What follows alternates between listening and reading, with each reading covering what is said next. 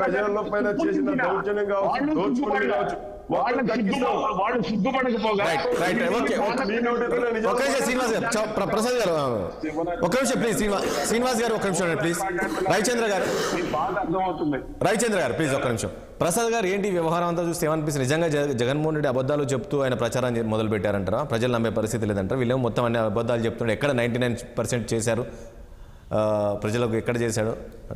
ముందుగా 6 టీవీ ప్రేక్షకులకు నమస్కారం, అలాగే ప్యానల్లో ఉన్న పెద్దలకి మీకు కూడా నమస్తే అండి. మా సామంత్ శ్రీనివాస్ గారు కానీ మా దీపక్ సార్ కానీ అమాయకంగా తెలుగుదేశం బీజేపీని నమ్ముకుని మోసపోతే నేనేం చేయలేను. ఎందుకంటే 28, 29 దాకా రాజ్యసభ కానీ లేకపోతే ఇక్కడ ఉన్న మండలి కానీ అసలు ఛాన్సే లేదు అసలు తెలుగుదేశం కానీ బీజేపీకి కానీ. అలాంటి దగ్గర క్యాండిడేచర్లుగా వీళ్ళ కొన్ని ఎస్టాబ్లిష్మెంట్స్, ముఖ్యంగా మా దీపక్ సార్ అనంతపూర్ పరిసర ప్రాంతాల్లో ఆయనకున్న వాళ్ళ ఫ్యామిలీకి ఉన్న వైబ్రేషన్స్ అందరికీ తెలిసినవే. అక్కడ దగ్గుపాటి వెంకటేశ్వర ప్రసాద్ గారు అంటే ఈయన ఎవరో ఆయనకైనా తెలుసో తెలీదు, నాకైతే డౌటే. అలాంటిది ఈ త్యాగానికి కూడా ఒక హద్దు ఉండాలి. నిన్న ప్రభాకర్ చౌదరి గారు ఆ ఆఫీస్ తగలెట్టేసింది, మొన్నేమో దాన్ని ఏమంటారు మన వర్మ గారు ఇక్కడ పిఠాపురంలో తగలబెట్టేసింది, ఇవన్నీ ఉదాహరణలుగా చెప్పుకుంటే ఒక విషయం నేను చెప్తున్నాను, ఇప్పుడు ఆయనకున్న బలంకి వీళ్ళకన్నా ఎక్కువ ఓట్లు తెచ్చుకునే సామర్థ్యం కలిగిన వాళ్ళకి ఇచ్చారా అని దగ్గర వాళ్ళు ఏదో సర్వేలు చేసి మాకు టికెట్లు ఇచ్చారని చెప్తున్నారు కదా. నాకు సర్వేలో నాకు హైదరాబాద్కి కాళ్ళు వస్తున్నాయి. నా 40 years పొలిటికల్ ఎక్స్పీరియన్స్లో ఇది ఇంత ఎక్సర్సైజ్ ఎప్పుడు చేయలేదు నేను. ఈరోజు అభ్యర్థులు ప్రకటించాను, ఇంత జడ్డితనం ఎప్పుడు ప్రదర్శించలేదు నేను. డైరెక్ట్గా మా మీదే చెప్తున్నాను. ఎందుకంటే the ability, competency level and capability అన్నది ఇండివిజువల్గా ఇవాళ తాడో పేడో చావో రేవో తేల్చుకునే పరిస్థితి.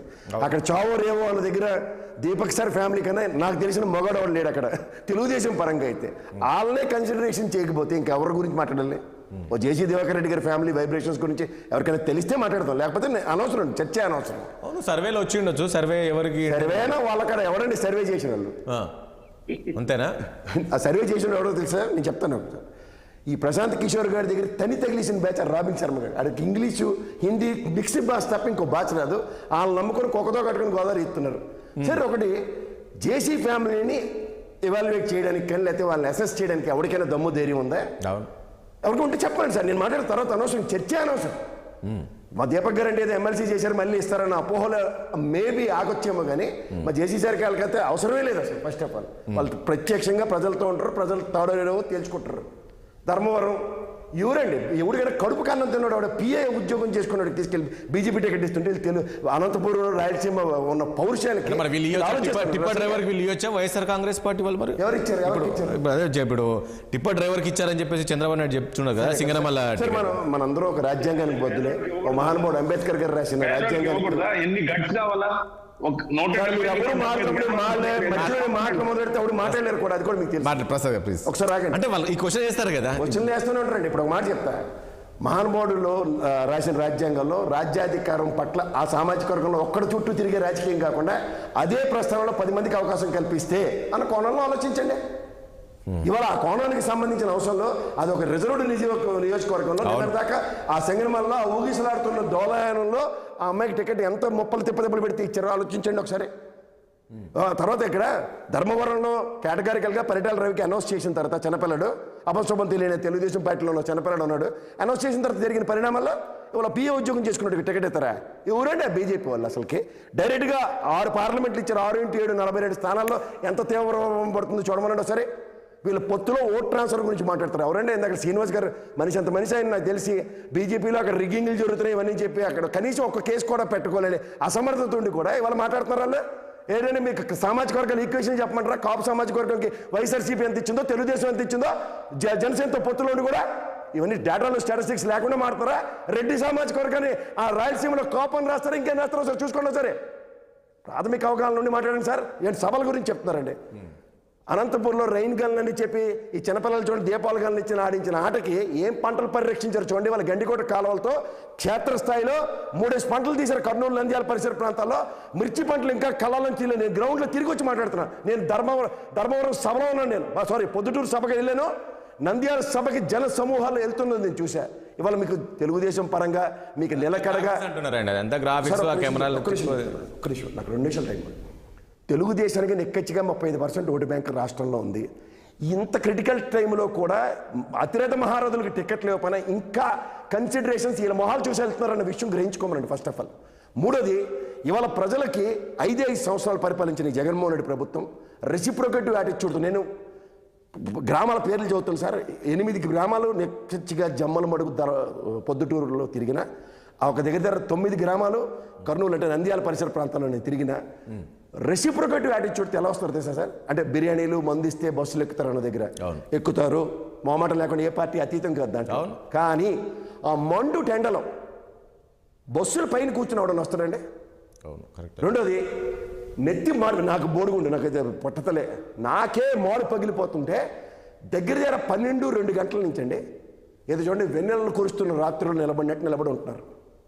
కానీ ఇక్కడ నేను అంటుంది ఏంటంటే క్షేత్రస్థాయిలో సభలకు అందరూ వస్తారులే, అన్ని ఏ పార్టీ పెట్టినా సభలో పబ్లిక్ వస్తారు. పార్టీలు వచ్చారు రాలేదు అన్న దగ్గర నేను మాట్లాడట్లేదు. అందరికీ వస్తారు. 35% ఓటు బ్యాంక్ తెలుగుదేశం వాళ్ళు అప్పుడు తెచ్చుకోకపోతే పెన్ క్యాపులు తీసుకెళ్తేమనండి ఒక్కొక్కరిని. ఇప్పుడు జరిగి ఓటు బ్యాంక్ ట్రాన్స్ఫర్ విషయం నేను మాట్లాడుతున్నా.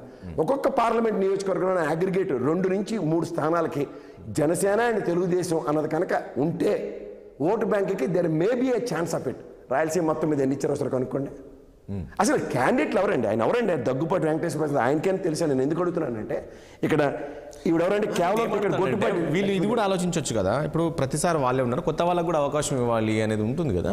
ఇప్పుడే ఈ సిచ్యువేషన్ ఇప్పుడే 5 ఏళ్ళు బట్టి గుడ్డుకోరానికి ఫలితం అవుతున్నారా?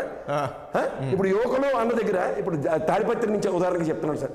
జేసీ దివాకర్ రెడ్డి గారి ఫ్యామిలీ నుంచి దీపక్ రెడ్డి గారి కన్నా ఎవరైనా తోపుతూరం కానీ ఉన్నాడు ఆ టెరిటరీలో? Did they consider about him?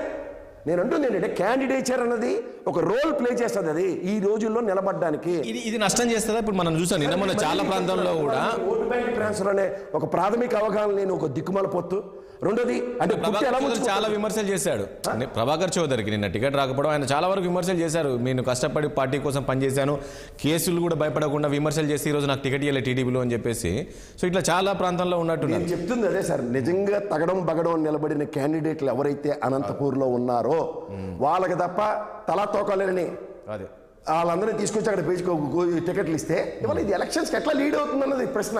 ఇవాళ మీకు డూ ఆర్ డై సిచ్యువేషన్ అన్న దగ్గర తీవ్ర ప్రభావం మీకు ఒకటి చెప్తున్నాను. రాయలసీమలో నేను ఇవాళ ఆల్మోస్ట్ 3/4 తిరిగిన తర్వాత చెప్తున్నాను. ఒక భరత్ గారు తప్ప నేను ఎప్పటి నుంచో వీడియోలో చెప్తున్నాను, ప్రతి నియోజకవర్గానికి ఒక ఇండివిజువల్ ఎజెండా, అక్కడ ఉన్న క్షేత్రస్థాయిలో ఉన్న పరిశీలనలతో వాళ్ళు కనుక ఎవాల్యుయేట్ అయితే అక్కడ దానికి స్థానిక స్థితిగతులతో ఉన్న కుటీర పరిశ్రమలు వాటిని ఏం చేస్తారన్న దాని మీద ఒక ఎమ్మెల్యే కనుక ఎజెండా ఉంటే దాంతో వెళ్ళడం దగ్గర ఓన్లీ ఆ టీజీ వెంకటేష్ గారు అబ్బాయి భరత్ ఒక్కడే లోకల్ మేనిఫెస్టో తయారు చేసుకున్నాడు. అపార్ట్ ఫ్రమ్ దీస్ అలా వీళ్ళెవ్వరూ తయారు చేసుకోలేదు. ఎందుకంటే వీళ్ళకి ఎవరికి ప్రాథమిక అవగాహన లేదు. బిక్కులాడుతూ జీవితంలో మొదటిసారి ఇన్ని రోజుల ముందు టికెట్లు ఇచ్చారు. దీంతో లేదో సాధిద్దాం అనుకుంటున్నారు. Is a big game what they are playing against YSRCP అన్న దగ్గర క్షేత్రస్థాయిలో మీకు మళ్ళీ నేను చెప్తున్నాను, 5 సంవత్సరాలు ఉన్న ఒక ప్రభుత్వానికి కాంట్రాక్ట్ రెన్యువల్ చేసే అధికారం మాకుందా, హక్కు ఉందా అని జగన్మోహన్ రెడ్డి వెళ్తుంటే ప్రజలు ఎస్ నీకు రెన్యువల్ చేసుకోవచ్చు అని చెప్పే రెసిప్రొకేషన్ నేను నిజంగా గ్రౌండ్లో చూసి వచ్చాను. ఈ 5 సంవత్సరాల పాలన గురించి ఏం చేశారని మాట్లాడుతున్న దగ్గర ప్రతి ఇంటికి లెక్కతో సైతం చెప్పి చూపించారండి. వీళ్ళు ఈ రోజు కూడా మా ప్రభుత్వ స్థాపన వస్తే ఏం చేస్తారన్నది మీకు ఒక పొద్దుటూరు ఒక ఇన్సిడెంట్ చెప్తా. ఒక మున్సిపల్ కార్పొరేషన్ రెవెన్యూ జనరేషన్కి they have created their own petrol bunk. మీకు అర్థమైనా? పొద్దుటూరులో సురక్షిత వాటర్ కోసం దగ్గర 1700 కోట్ల పైచీలకి సంక్షేమానికి ఖర్చు పెట్టిన ఆ ప్రాంతం అండి. ఇవాళ మీకు 13 వాటర్ ట్యాంకర్తో మొత్తం పొద్దుటూరు అంతా పర్ఫెక్ట్ వాటర్ ఇస్తున్నారు. ఇది ఎలక్షన్ ప్రామిస్. గండికోట వాటర్ సుభిక్షంగా ఇవాళ కర్నూలు ప్రాంతంలో కరువు అన్నది నాకు కనబట్టలేదు సార్. కానీ ఒక ముడిదమ ఏదో ఊరుందండి జమ్మలమడుగు నియోజకవర్గంలో, అక్కడ ఆల్రెడీ కరువు పనులు స్టార్ట్ అయ్యి ఉన్నాయి. పార్లగా కాలువల్లో పూడికలు తీసే కార్యక్రమం నడుస్తుంది. ఇవాళ నేను నిజంగా చెప్తున్నాను, చెరువులు మొన్న కురిసిన తీవ్ర వర్షాలకి వాటర్ గ్రౌండ్ లెవెల్ వాటర్ని ఎలా సురక్షితంగా ఉంచుకుని పంటలు పండుతున్న మిర్చీలు ఇంకా కళ్ళల్లో ఉన్నాయి సార్. దీపక్ రెడ్డి గారు సో ఇవన్నీ కనబడి కూడా వీళ్ళు ఏది పడితే అది అబద్ధాలు మాట్లాడడానికి వస్తుంటే మాత్రం చాలా ఆశ్చర్యపరంగా ఉంది. తర్వాత ఈ తెలుగుదేశం నుంచి వెళ్ళిన ఈ పారాచూట్ బ్యాచ్ గారిని పరిరక్షించడానికి బీజేపీ జనసేన నడుం బిగించడం మాత్రం చాలా హాస్యాస్పదంగా ఉంది. చావోరేవో తెలుసుకున్న దేశమంతా. ఎందుకంటే నరేంద్ర మోడీ గారు ట్వీట్ చూడమన్నాడు సార్ ఆఫ్టర్ కంప్లీషన్ ఆంధ్రప్రదేశ్ తర్వాత ఆంధ్రప్రదేశ్ కనీసం ఒక సెంటెన్స్ రాయలే. తమిళనాడు, కేరళ, పాండిచ్చేరి అండ్ కర్ణాటక అండ్ తెలంగాణతో కలిపి 400 సీట్లు ఎన్డీఏ కూటమి కానీ తెలుగుదేశం మాట ప్రస్తావించలే. ఇప్పుడు అనంతపూర్ జిల్లా వచ్చింది కాబట్టి మీరు చెప్తున్నా, ఇప్పుడు అందులో కొంతమంది టీడీపీ సీనియర్లకు టికెట్ ఇవ్వలే, బీజేపీ వాళ్ళకి ఇచ్చారు, ముఖ్యంగా సత్యకుమార్ లాంటి వాళ్ళకి వీళ్ళకి. వీళ్ళు రేపు వేస్తారా? వీళ్ళందరూ ఇప్పుడు ఉన్న ఈ సీనియర్స్ అందరూ కూడా వీళ్ళు సపోర్ట్ చేస్తారు. నోట్లతో పోటీ పడకుండా కొంచెం డిపాజిట్ల దాకా వెళ్తే గగనం వేస్తారు. అంతేనా? Okay right. దీపక్ రెడ్డి గారు ఏంటి విమర్శలు? రాజేష్ గారు, ఆ, నేను ఇందాకనే చెప్పిన, వినేవాళ్ళు ఎర్రోళ్ళు అయితే చెప్పేవాళ్ళు జగన్మోహన్ రెడ్డి అయిపోయింది ఆంధ్ర రాష్ట్రంలో పరిస్థితి అని చెప్పి. నా- నా- రవిచంద్ర రెడ్డి గారు